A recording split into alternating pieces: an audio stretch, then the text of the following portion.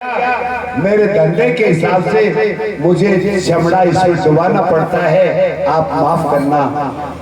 ये भाव से गंगा जी का कटोरे को अगरबत्ती बगल में लगाई और फिर उनके औजार पातियों को गंगा जल से शुद्ध करके और फिर वही जूतों का काम करते थे। योग की बात एक विद्वान ज्ञानी शास्त्री पंडित जी गंगा स्नान को जा रहे थे। उस दिन रेदास पंडित जी को दर्शन किया, प्रणाम किया। पंडित जी ने कहा, और भगत? बोले महाराज कहाँ पधार रहे हैं? बोले मैं गंगा स्नान को जा रहा हूँ। रेदास जी ने कहा, अगर आपकी कृपा हो जाए तो एक कोड़ी आप ले जाइए और मेरी ओर से गंगा मैया को भेंट कर देना।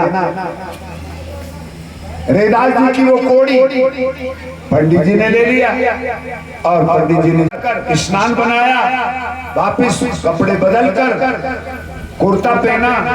चलने वाले थे कि जेब में हाथ गया तो वो कोड़ी पकड़ में आ गई और चलते चलते पंडित जी ने एकदम कहा, गंगा मैया ये कोड़ी है, ये रेदास ने तुम्हारे लिए दिया था। ऐसा कहकर गंगा में वो कोड़ी फेंकी। कोड़ी नीचे नहीं गिरी, इसके पहले गंगा में एक हाथ निकल पड़ा और हाथ में वो कोड़ी गंगा माँ ने ले ली और आवाज दी, पंडित जी रुको। पीछे देख रहे कोई नहीं है, ये आवाज कहां से आ रही? तो हाथ जहां ऊंचा हो रहा था वहीं से आवाज आ रही थी, पंडित जी रुको। फिर पंडित जी ने जाकर देखा तो आवाज आई, इस कोड़ी के बदले में ये कोड़ी जो आपने भेंट की वो रेदास की है। पंडित जी ने कहा कि मेरी ओर से ये कंगन ले जाइए, रेदास को दे देना।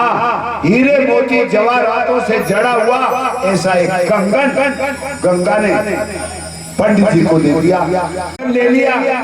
पर अभी भी पंडित जी की समझ में नहीं आई गंगा महिमा क्या है। पंडित जी आगे आगे चलते चले और महाराज रेदास के अंदर पहुंचे। इसके पहले तो मन की पलटी हो गई। पंडित जी ने कहा, ये कोड़ी दिया अपन ने और कंगन दिया गंगा जी ने, रेदास को क्या पता?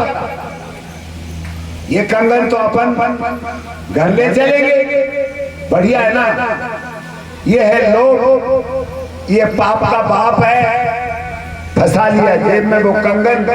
घर पहुंचे, पंडिताइन को प्रसन्न होगी पंडिताइन, इसलिए वो कंगन उनको दे दिया।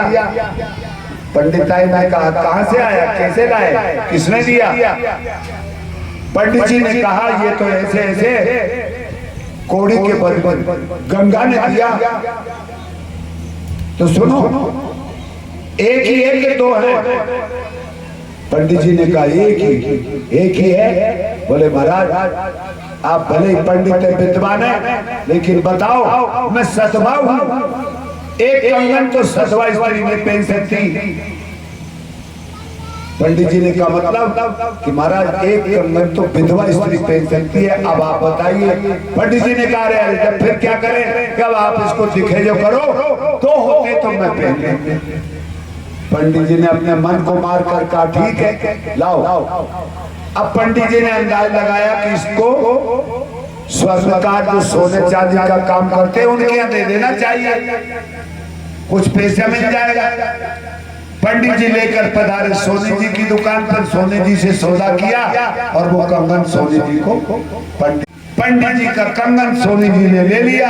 सोनी जी ने सोचा अपन को कुछ लाभ कमाना है, सोना चांदी हीरे जवाहरात गहने बेचने का काम है। उसको लेकर सोनी जी चले गए राज दरबार में। बोलिए राजा राम सरकार की जय। राजा के एक कन्या है, वो राजा के पास में विराजमान हो रही है और सोनी जी ने जाकर के वो कड़ा राजा के सामने रखा। बोले सरकार बड़ा सुंदर है, बड़ा सुंदर है।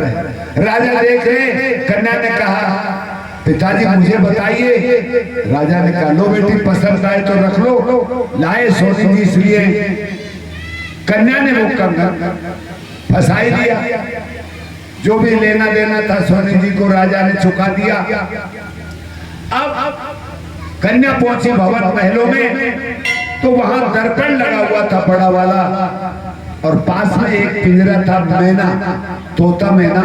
वो मैना उसमें पली हुई थी, वो इस राजकन्या की मतलब समय चेल पेल करने के लिए साधन था। तो ये कन्या उस कंगन वाले हाथ को बार बार यूं माथे पर रखती है। मैना ने कहा कि क्या बार बार एक हाथ को देखती हो, दूसरा हाथ तो विधवा की तरह लग रहा है। चोट शब्द की बहुत खतरनाक होती है। मैना ने कह दिया दूसरा हाथ तो देखो, विधवा की तरह लगता है।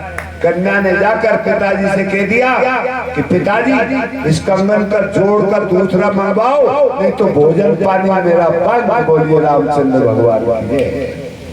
अब क्या होना? हेलो हेलो, सोनी जी को बुलाओ। एक चौकीदार सोनी जी के गया, कहां से लाए थे, कैसे आया था, दूसरा एक और लाना इसमें कई। सोनी जी ने कहा हुजूर मारो या पालो, मेरे को पता नहीं, मुझे तो पंडित ने दिया। बोले जाओ पंडित जी को लाओ। पंडित जी आए, बोले हुजूर आपकी जैसे जो करो, मुझे तो ये गंगा ने दिया था रेदास की एक कोड़ी के बदले में, अब मैं दूसरा कहां से लाऊं?